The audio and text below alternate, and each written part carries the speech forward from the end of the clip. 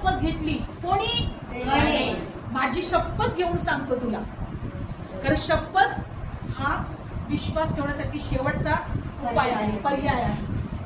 माझी देव म्हणतो तुला शपथ घेऊन सांगतो माझी, कारण त्याच्या देवापेक्षा मोठा कोणी नव्हता आणि कोणी नाही. आणि देवाने अब्रामाला सांगितलं, माझी शपथ घेऊन मी तुला सांगतो, मी तुला आशीर्वाद देईनच देईन आणि मी तुला वाढवीनच वाढवीन. आणि बायबल सांगतं की अब्रामाने धीर धरून वाट पाहिली आणि तेव्हा त्याला अभिवचनाचे फळ मिळाले. आम्हाला धीर धरून वाट पाहणं गरजेचं आहे. आम्ही पण लेकरं आहोत, आता आम्ही पण लेकरं आहोत.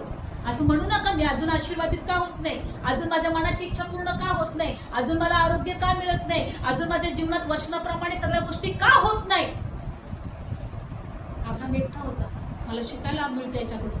अब्राम एकटा होता, 75 वर्षाचा होता, 99 वर्षाचा झाला तरी एकटाच होता.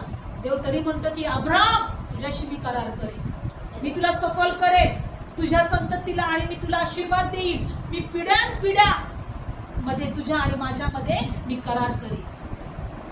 आणि जी वचनाची लेकरं आहेत, ज्यांना पूर्वी आईच्या उदरात निवडलेलं आहे, तेच देवाची लेकरं आहेत, तेच वारसदार आहेत. याकोबाला आणि एसावाला देवाने उदरात असताना निवडलं आणि तेव्हाच देव म्हटला की मी याकोबावर प्रीती करेल, एसावाचा द्वेष करेल. आम्ही आमच्यावर प्रीती केलेली आहे म्हणून आम्ही निवडलेलो आहोत. आणि त्या अब्रामाचे आशीर्वाद आपण पाहत आहोत. देव शपथ घेऊन अब्रामाला म्हणतोय. आज आपण एका बापाचे आशीर्वाद पाहतो, कारण त्या बापाच्या आशीर्वादाचे आपण लेकरं आहोत. आपण काय आहोत?